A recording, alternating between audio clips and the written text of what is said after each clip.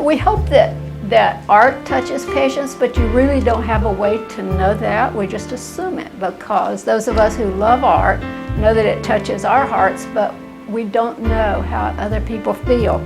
I have a couple of instances where we actually got a first-hand look at how patients feel.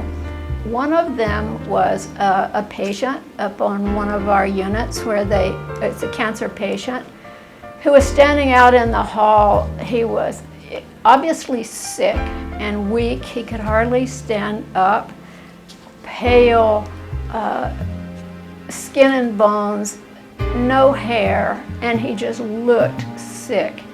He was out in the hall looking at one of the pictures that we had put up, that we had gotten through our art program.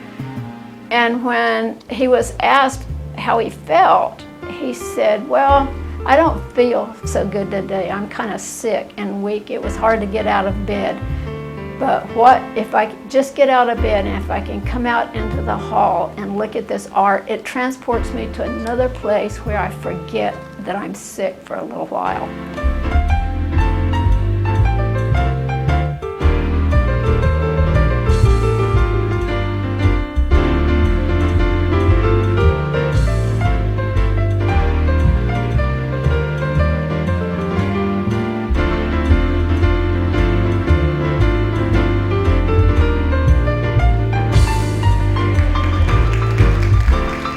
Our purpose is not to beautify the hospital. Our purpose is to enrich the environment for our patients and for our staff. Those of us who are either physicians or patients in the hospital have an intrinsic response to the notion that art on the walls is a good thing, but science backs that up. We know that people can heal faster. They may use less pain medicine. They may be in the hospital a shorter period of time. They may express less anxiety, all based on their physical surroundings. It can be art. It can be a window in the room as opposed to no windows in the room. But art has a very particular positive ability to, if you will, change mood depending upon what the art is and where it's placed.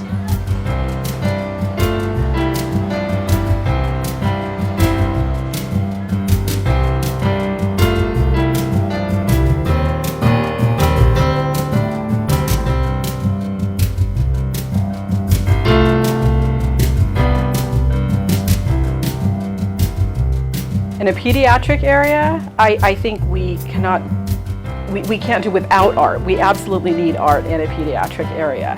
I think that kids have certain expectations of what they're going to deal with when they come to a hospital, especially or a doctor's visit. They can be very anxious, and I think something as simple as a picture or a mural or any piece of art on the wall are great distractors. It's a way for them to be taken away momentarily to a place where they can forget for a moment that they're going to get poked for an IV or they're going to get an immunization. Different kinds of art are used for different things. Landscape scenes sometimes, happy faces, animals, anything that we can use to help calm the children, especially in the pediatric setting. I have a very specific experience with children finding surprises on the wall and peaceful beings on the wall, and the opportunity to think about something other than the medical experience they're having in their environment as something that's very positive and just plain fun for the kids. I don't think adults are very much different.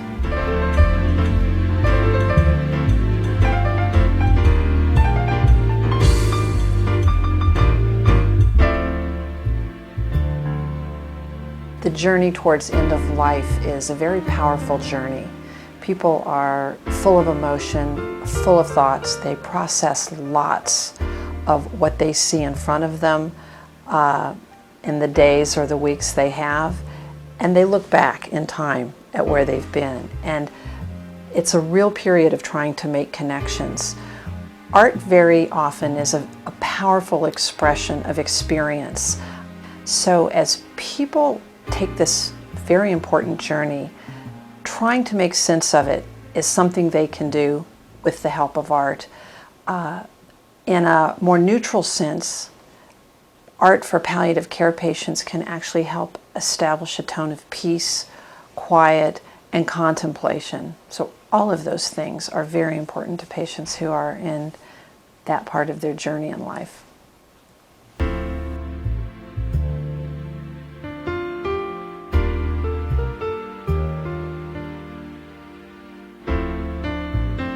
We have, some in the clinic area, and the patients and the parents immediately notice. So, as soon as you put any piece of art, they usually will comment on it and be excited about it and comment how it looks like such a peds area, because really it's an expectation that in pediatrics there's going to be, fun.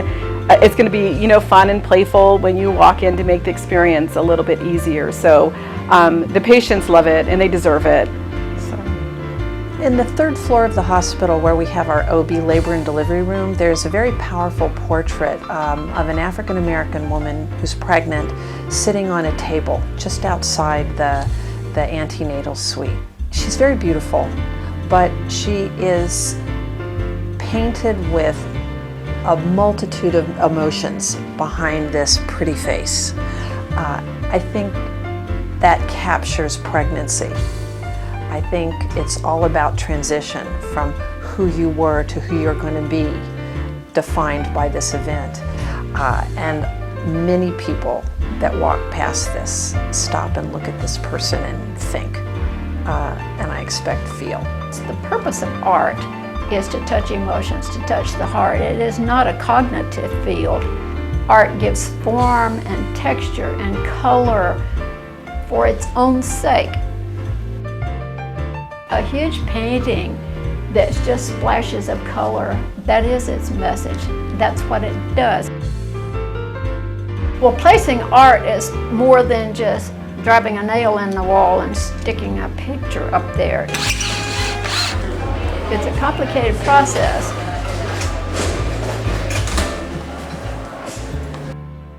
Our CEO asked me to take on this project when we first moved here. It was actually his idea. He wanted some art in the hospital, and being an art lover, I thought, hey, this is a neat assignment. I really love this. And then I learned that we have 1.5 million square feet, and as I walked around, I said it was just pure white, just this sterile, cold, anonymous building. I formed an art council of people with an art background or a design background or an interest in art or some experience in art. It's funded totally by donations through word of mouth. Artists have found out about us and contact us and have given us art. This is the art storage area where we store current art waiting for art installation. This room is art that has been donated, and we have stored it here because it is not ready for installation. It does not meet the current framing criteria. Art costs a lot to frame, and in the medical center we can't use glass over art. It has to be UV protection with acrylic, so people who donate art, we have to take the glass off and have the whole thing reframed.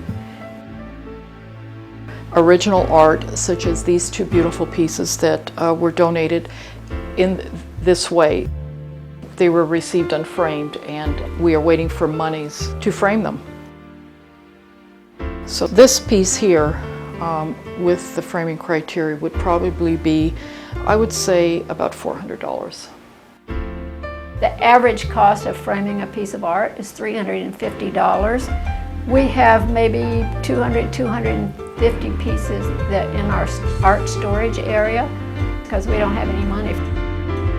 They are not accustomed in the art field, unless it's art professionals, to be organized. It's usually somebody just has a thought or a feeling and they go out to get money, and people with money don't respond to that.